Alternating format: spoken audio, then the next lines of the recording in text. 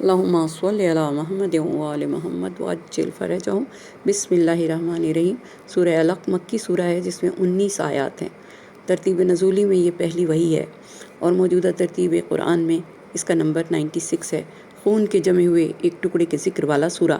شروع اللہ کے نام کی مدد مانگتے ہوئے جو سب کو فیض اور فائدہ پہنچانے والا، بے حد مسلسل رحم کرنے والا ہے۔ اے نبی، آپ اپنے پالنے والے مالک کے نام کے سہارے سے پڑھیے، جس نے سب کچھ پیدا کیا، جس نے جمے ہوئے خون کے ایک ٹکڑے سے انسان جیسی عظیم چیز کو پیدا کر دیا۔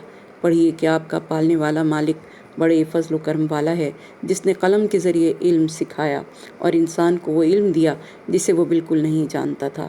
ہرگز نہیں، یعنی انسان کو ہرگز ایسا نہیں کرنا چاہیے کہ انسان سرکشی کرتا رہے، وہ بھی اس بنا پر کہ وہ اپنے آپ کو خدا سے بے نیاز سمجھتا ہے، یعنی مال و دولت، عزت و اولاد پا کر وہ سمجھتا ہے کہ اب اسے خدا کو ماننے کی اور اس کی اطاعت کرنے کی کوئی ضرورت نہیں رہی، حالانکہ اسے لازمی طور پر آپ کے پالنے والے مالک ہی کی طرف پلٹ کر جانا ہے۔ تو کیا تم نے اس شخص کو دیکھا جو روکتا ٹوکتا ہے اور منع کرتا ہے خدا کے ایک بندے کو جب وہ نماز پڑھتا ہے؟ تمہارا کیا خیال ہے کہ اگر وہ نماز پڑھنے والا بندہ جو سیدھے اور صحیح راستے پر ہے اور وہ لوگوں کو تقویٰ یعنی خدا سے ڈرنے اور برائیوں سے بچنے کی ترغیب دیتا ہے، اور دوسری طرف تمہارا کیا خیال ہے کہ یہ نماز سے روکنے والا شخص ابو جہل جو حق کو جھٹلاتا ہے اس سے اپنا منہ پھیر لیتا ہے، کیا یہ دونوں قسم کے لوگ ایک جیسے ہو سکتے ہیں؟ کیا وہ نماز پڑھنے سے روکنے والا شخص یہ نہیں جانتا کہ اللہ دیکھ رہا ہے؟ ہرگز نہیں، یعنی یہ نماز سے روکنے والا ابو جہل جو یہ کہتا ہے کہ جب رسول نماز پڑھیں گے تو میں ان کی گردن اپنے پاؤں سے دبا دوں گا، یہ ہرگز ایسا نہ کر سکے گا۔ اگر وہ اپنی ان بدماشیوں سے باز نہ آیا تو ہم اس کے ماتھے کے بال پکڑ کر اسے گھسیٹیں گے، اس ماتھے کو جو جھوٹا بھی ہے اور خطا کار بھی۔ وہ بلائے اپنے ساتھیوں اور حامیوں کے مجمع کو، ہم سخت سزا دینے والے فرشتوں کی پولیس اور دھکے دینے والے چوکیدار بلائے لیتے ہیں۔ ہرگز نہیں، یعنی ہم اسے ہرگز نہ چھوڑیں گے، آپ اس کی بات ہرگز نہ مانیے گا۔ اپنے مالک کی بارگاہ میں سجدہ کیجیے اور اس کا قرب حاصل کیجیے۔ اس سورے میں سجدہ واجبہ ہے۔ تلاوت کی فضیلت، امام جعفر صادق علیہ السلام نے فرمایا کہ جو شخص اس سورے کی تلاوت دن میں کرے گا، اس دن فوت ہو جائے یا رات کو اس کی تلاوت کرے اور فوت ہو جائے تو شہید مرے گا، اور اللہ اسے شہیدوں میں محشور فرمائے گا اور اسے پیغمبر اسلام کے ہمراہ شمشیر بکف ہو کر لڑنے والے مجاہد کے برابر ثواب عطا کیا جائے گا۔ جس شخص نے اس سورے کی تلاوت کی تو گویا اس نے سب مفصل سوروں کی تلاوت کی۔ حدیث میں آیا ہے کہ جو شخص بحری سفر میں اس سورے کو پڑھے گا تو وہ غرق ہونے سے محفوظ رہے گا۔ اگر اسے کسی خزانے کے دروازے پر پڑھے گا تو وہ خزانہ ہر آفت اور چوری سے محفوظ رہے گا۔ ہر سفر میں اس کا پڑھنا باعث امان ہے۔ امام جعفر صادق علیہ السلام نے فرمایا کہ 4 صورتیں ایسی ہیں جن میں سجدے واجب ہیں: سورہ الف لام میم سجدہ، سورہ حامیم سجدہ، سورہ والنجم اور سورہ علق۔ ان سوروں کے علاوہ باقی سوروں میں سجدے مستحب ہیں، فقط یہ 4 سورے ایسے ہیں جن میں سورہ واجبہ ہیں۔ پہلا سورہ جو رسول اللہ صلی اللہ علیہ وآلہ وسلم پر نازل ہوا وہ سورہ علق ہے۔ پہلی وحی جو 27 رجب یوم بعثت کو نازل ہوئی وہ سورہ علق کی صورت میں نازل ہوئی جب آپ کی عمر مبارک 40 سال کی ہوئی اور آپ حسب معمول غار حرا میں مصروف عبادت تھے کہ اس دوران آپ نے ایک غیبی آواز سنی، اور اس واقعے کا آپ نے حضرت خدیجۃ الکبریٰ سے ذکر کیا۔ جب آپ دوسرے دن غار حرا میں گئے تو جناب جبرائیل ایک خوبصورت ترین شکل میں تشریف لائے اور تعظیم کرنے کے بعد آپ کو پیغام خداوندی سنایا کہ اے جن و انس کے نبی، دین حق کی تبلیغ فرمائیں اور لوگوں کو عقیدہ توحید و نبوت و ولایت کی دعوت دیں۔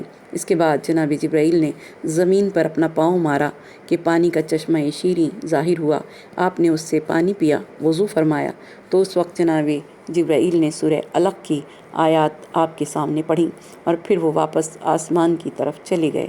جب آپ واپس اپنے خانہ اقدس کی طرف چلے تو راستے میں درخت، پتھر، کنکر جس کے پاس سے گزرے وہ بول اٹھے، السلام علیکہ یا رسول اللہ۔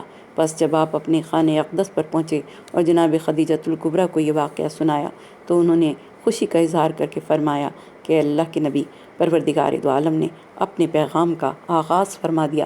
امام محمد باقر فرماتے ہیں کہ جب غار حرا میں پہلی وحی لے کر جبرائیل امین نازل ہوئے تو کہا کہ اے محمد اپنے رب کے نام سے پڑھیے جس نے پیدا کیا، یعنی اس نے تمام اشیاء سے قبل آپ کے نور کو پیدا کیا، جس نے قلم کے ذریعے تعلیم دی۔ اگر اس سورے کی تفسیر لکھی جائے تو یہ ایک سورہ ہی پوری انسائکلوپیڈیا ہے۔ پہلی ہی وحی میں خدا نے پڑھنے کا حکم دیا ہے اور مسلمانوں کو علم سے جڑا رہنے کا حکم قیامت تک کے لیے قرآن پاک میں اس سورے کے ذریعے فرما دیا۔ مسلمان ہر علم حاصل کریں، چاہے وہ سائنس کا علم ہو، ادب کا، سیاست یا ریاضی، نیچرل سائنسز، غرض تمام علوم پر دسترس حاصل کریں، کیونکہ یہ حکم رب ہے۔ رب کی خاطر پڑھو، پہلا ہی حکم ہے۔ اگر یہ نیت پیدا ہو جائے تو پھر پڑھائی میں کتنی برکت ہوگی۔ موجودہ زمانے میں تعلیمی اخلاقیات غارت ہو کر رہ گئی ہیں۔ اب جاب اورینٹڈ ایجوکیشن پر زور دیا جاتا ہے، یعنی طالب علم نہیں، کارخانوں کے پرزے تیار ہو رہے ہیں۔ انسانوں کو انسان بنانے والی تعلیم موجود نہیں۔ علم عقل انسانی اور روح انسانی کی غذا ہے۔ علم کے نتیجے میں عمل پیدا ہوتا ہے، اور یہ دو پرواز ہیں جن سے انسان اپنے مقدر کمالات تک پرواز کرتا ہے۔ مقدر خراب نہیں ہوتا، مگر انسان اپنی تدبیر سے مقدر خراب کر لیتا ہے۔ انسان گوہر مقصود کارخانے قدرت ہے، اس لیے انسان کے لیے پہلا پیغام وحی یہی ہے کہ پڑھو اپنے رب کے لیے، تاکہ تمہارا تعلق مشیت سے اپنے رب سے گہرا ہو سکے۔ اپنے مقصد تخلیق کو سمجھ کر وہ عمل کرو جو تمہارا رب تم سے چاہتا ہے۔ پڑھو، تمہارا رب بہت کریم ہے، اکرم ہے۔ علم کا تمام فیضان کرم الہی ہے۔ تم جب علم حاصل کرو گے تو وہ اپنے راز فطرت تم پر آشکار کرتا رہے گا۔ خدا کے لیے پڑھو تاکہ خدا کی ذات کو سمجھ سکو اور خدا کی ذات کے ساتھ منسلک ہو سکو۔ اقرا کا لطف عمومی ہے۔ اگر اس پوری کائنات کو جو حقیقت وجود سے مظاہر وجود تک اور مظاہر وجود ادنا سے مظاہر وجود اعلیٰ تک کا مطالعہ کیا جائے اور قرآن کی روح سے کیا جائے تو عقل انسانی پرواز کرے گی اور علمی باتیں اس پر روشن ہوں گی۔ لیکن یہ سب اس وقت ہی ممکن ہے جب اذن الہی ہو۔ ہر قرآن کے قاری کے لیے حکم ہے کہ علم کے سفر کا آغاز کرے، اور سفر کے کئی مراحل ہیں جو سب کے سب روحانی سفر ہیں، جن میں پہلا سفر ہے خلق سے حق کی طرف کا سفر، دوسرا سفر ہے حق سے حق بالحق فی الحق، تیسرا سفر ہے من الحق الی الحق بالحق، اور چوتھا ہے فی الخلق بالحق۔ اور یہ سفر ہے انبیاء کا، یہ سفر ہے معصومین کا، یہ سفر ہے صاحبان ولایت کا، جو خلق میں رہتے ہوئے حق کی جانب سفر کرتے ہیں، اور پھر پروردگار دو عالم ان کے لیے کہتا ہے ارجعی الی ربک راضیۃ مرضیہ۔ اور اس سورے میں پروردگار دو عالم نے جہاں انسان کو علم کی طرف راغب کیا، وہاں پروردگار دو عالم نے قلم کا ذکر کیا۔ قلم سے کیا مراد ہے؟ یہ قلم جس سے ہم لکھتے ہیں، قلم کا لفظ بہت وسیع معنی رکھتا ہے، اور عموماً علماء تفسیر نے اس لفظ کی وضاحت صحیح طرح سے نہیں کی۔ راغب اصفہانی نے مفردات القرآن میں اس کلمے کے بارے میں لکھا، اور ابن فارس نے قاف لام میم کے معنی لکھے: کسی چیز کو کھرچ کر برابر کرنا، شاخ کو تراشنا۔ راغب نے کہا کہ قص یعنی کاٹنا، کاٹ کر جدا کرنا۔ فارسی میں بھی قلم کے ساتھ بہت سے محاورے ہیں، جیسے قلم بقلم ذکر کرنا، قلم بقلم حساب کرنا۔ دراصل قلم وہ قوت تمیز ہے جو چیزوں کو کلاسیفائی کرتی ہے۔ تقسیم قوت تمیز سے ہی ممکن ہے، یعنی سب چیزوں سے مدد لے کر چیزوں کو ڈیفائن کیا۔ اس قوت کا نام ہے القلم۔ جاننے کے سفر کو القلم کہتے ہیں، یعنی جاننے کو بیس بنا کر اس تک پہنچنا جسے نہیں جانتے، معلومات کو مرتب کر کے اسے معلوم کرنا جسے نہیں جانتے، یعنی کسی چیز کو ڈسکور کرنے کو القلم کہتے ہیں۔ وہ قلم نہیں جو بادشاہوں نے خریدا، اور وہ قلم نہیں جو بے ایمان انسان کے ہاتھ میں آ گیا تو اسی کی بولی بولنے لگا۔ قلم ایک اصطلاح ہے، اور قرآنی حقائق کی اپنی اصطلاحات ہیں۔ لوح و قلم سے مراد دو فرشتے ہیں۔ ملائکہ دراصل قوتوں کے پیکر ہیں۔ جن قوتوں کو حق نے اپنی محبوب مخلوق کی خاطر تخلیق کیا۔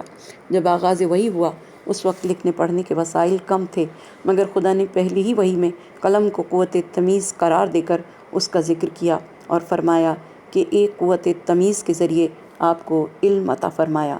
اللہ نے قوت تمیز دی، اپنا کرم کیا، مگر یہ انسان غرور کرتا ہے، اچھے کو برا اور برے کو اچھا کہتا ہے۔ کلّا کا استعمال قرآن نے بڑی بلاغت کے ساتھ کیا ہے اور پورے قرآن میں یہ لفظ 33 بار آیا ہے۔ جہاں یہ لفظ آیا ہے وہاں اس لفظ کے پیچھے پوری ایک عبارت ہے، ایک پورا مضمون ہے۔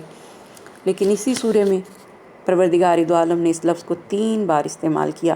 کلّا کے معنی ہے آگاہ رہو۔ کلّا حرف رد ہے، کسی کو جھڑکنا، صحیح بات کی طرف متوجہ ہونا۔ جب بات فطرت انسان کی ہوتی ہے تو فطرت اولیہ فطرت معصوم ہے۔ اللہ بندگی کے لیے پیدا کرتا ہے، اپنی وحدانیت کا اقرار لے کر پیدا کرتا ہے، بلوغت تک عقل سلیم سے سرفراز کر دیتا ہے۔ فطرت ثانیہ یعنی بھول جانا، غفلت کے پردے اس پر پڑ جاتے ہیں تو وہ اپنے آپ کو بے نیاز سمجھ لیتا ہے، بھول جاتا ہے کہ میں ایک مخلوق ہوں جسے خدا نے ایک پانی کے قطرے سے پیدا کیا، اور طغیانی کرتا ہے۔ یہ طغیانی 2 بنا پر کرتا ہے، مال کی بنا پر، افرادی قوت و طاقت کی بنا پر۔ اس نے اس قرآن میں بار بار فرمایا کہ رزق میں ہی عطا کرتا ہوں، قوت و طاقت میں ہی عطا کرتا ہوں۔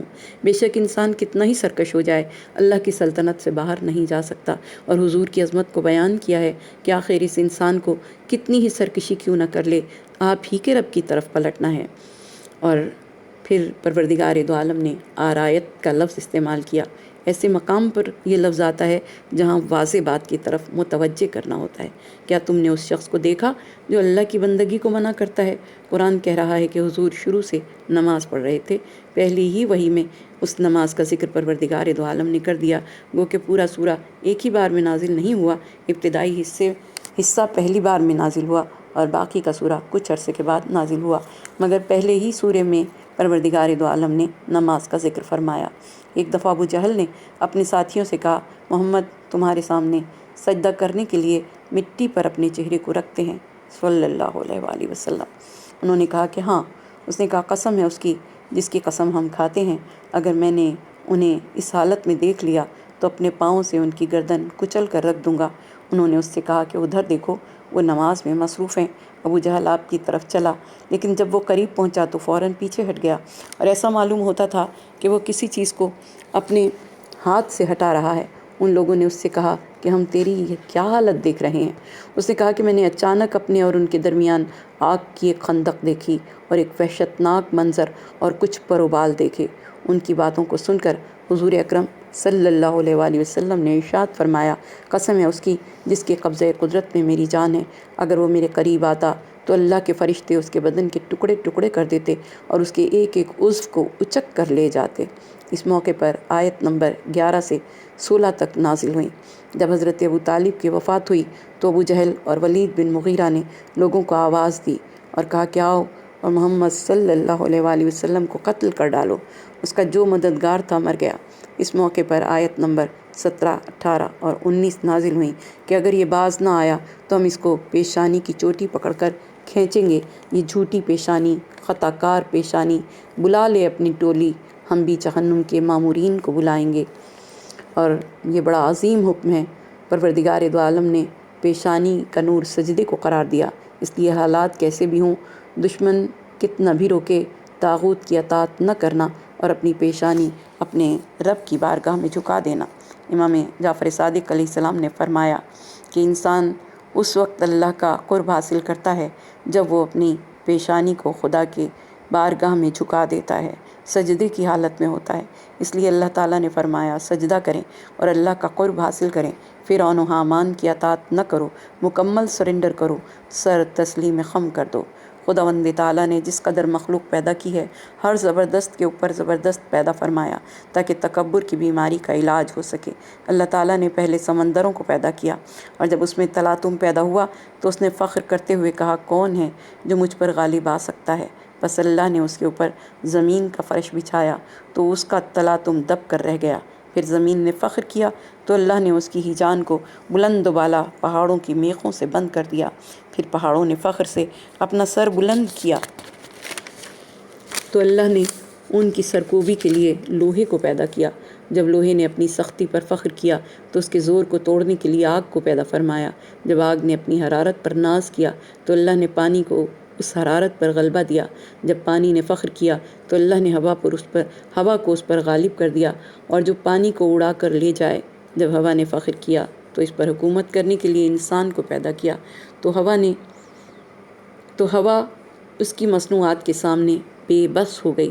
جب انسان نے فخر کیا تو اس کے غرور و تکبر کو کچلنے کے لیے موت کو پیدا کیا۔ جب موت نے فخر کیا تو اللہ نے اعلان فرمایا، اے موت، تجھے قیامت کے دن جنت اور دوزخ کے درمیان ذبح کر دیا جائے گا۔ اس لیے موت بھی خداوند تعالیٰ سے خوف زدہ رہتی ہے۔ آپ نے فرمایا، حلم غصے پر غالب ہے، رحمت ناراضگی پر غالب ہے، اور صدقہ گناہ پر غالب ہے۔ آج جمعۃ الوداع ہے، پروردگار دو عالم دعاؤں کی قبولیت کا دن۔ پروردگار دو عالم، اس ماہ مبارک میں ہم نے جو عبادتیں کیں، تیری بارگاہ میں جو روزے رکھے، انہیں اپنی بارگاہ میں قبول فرما۔ خداوندہ، ہمیں کبر و غرور سے جو تجھ سے دوری کا اصل سبب ہیں محفوظ رکھ۔ پروردگار، ہمیں دنیا اور آخرت میں ایک لمحے کے لیے بھی ہمارے اپنے سپرد نہ کرنا۔ بار الہ، ہمیں ایسی قدرت عطا فرما کہ ہم ان مغرور متکبرین کی ناک کو جو تیرے سامنے سد راہ بنے ہوئے ہیں رگڑ کر رکھ دیں، اور ان کے تمام منصوبوں کو ملیا میٹ کر دیں۔ پروردگار دو عالم، تو ہم پر اپنا رحم فرما، ہم پر اپنا کرم فرما۔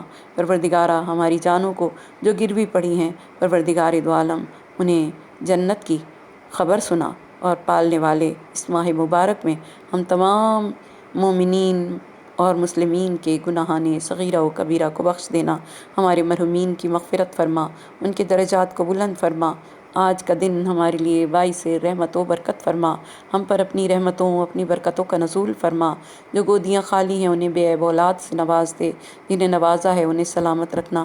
پروردگارہ، جو رزق روزی کے لیے پریشان ہیں، آج کے دن کے صدقے میں جمعۃ الوداع کے موقع پر پروردگارہ ان کے رزق روزی میں وسعت عطا فرما۔ جو ہاتھ تیری بارگاہ میں پھیلے ہیں، پالنے والے یہ ہاتھ کسی اور در پہ نہ پھیلیں۔ پروردگارہ، تجھے واسطہ تیرے حبیب پاک، ان کی آل طیب و طاہر کا پروردگارہ ان کی محبت ہمارے دلوں میں قائم و دائم رکھنا۔ ہمارے ان گناہوں کو بخش دینا جن کے سبب عذاب کا نزول ہوتا ہے، ان گناہوں کو معاف فرما دینا جن کے مواخذے کا تو نے وعدہ کیا، ان گناہوں کو بخش دینا جن کے سبب دعائیں تیری بارگاہ میں شرف قبولیت نہیں پاتی۔ پروردگار دو عالم، اس ماہ مبارک کو، ماہ رمضان کو ہماری زندگی کا آخری رمضان قرار نہ دینا۔ پروردگار دو عالم، اگلے سال پھر ہمیں یہ توفیق دینا کہ ہم ماہ مبارک کے روزے رکھ سکیں۔ تا سال آئندہ ہم تمام مومنین کو محفوظ رکھنا۔ پروردگارہ، سب کی دعاؤں پر قبولیت کی مہر لگانا، ہر مشکل کو آسان فرمانا، ہر پریشانی سے نجات عطا کرنا، اور پالنے والے اسی سال ہمارے امام کے ظہور میں تعجیل فرما، ہمارے امام کے ظہور میں تعجیل فرما، ہمارے امام کے ظہور میں تعجیل فرما۔ اور پروردگار دو عالم، اس ماہ مبارک کے آخر میں، اس ماہ مبارک کے اختتام پر جو عید الفطر آتی ہے، پالنے والے اس عید الفطر کو ہمارے لیے حقیقی عید الفطر قرار دے کہ مولا کائنات نے فرمایا، جس کے روزے قبول ہیں اسی کی عید ہے۔ تو پروردگار دو عالم، ہمارے ان روزوں کو اپنی بارگاہ میں شرف قبولیت عطا کر کے اس عید کو ہمارے لیے حقیقی عید قرار دے دے۔ ہر ایک کی مشکل کو آسان فرما، ہر ایک کی دعا کو مستجاب فرما، اور پالنے والے غم حسین کے سوا کوئی غم نہ دینا۔ آمین ثم آمین، بحق محمد و آل محمد۔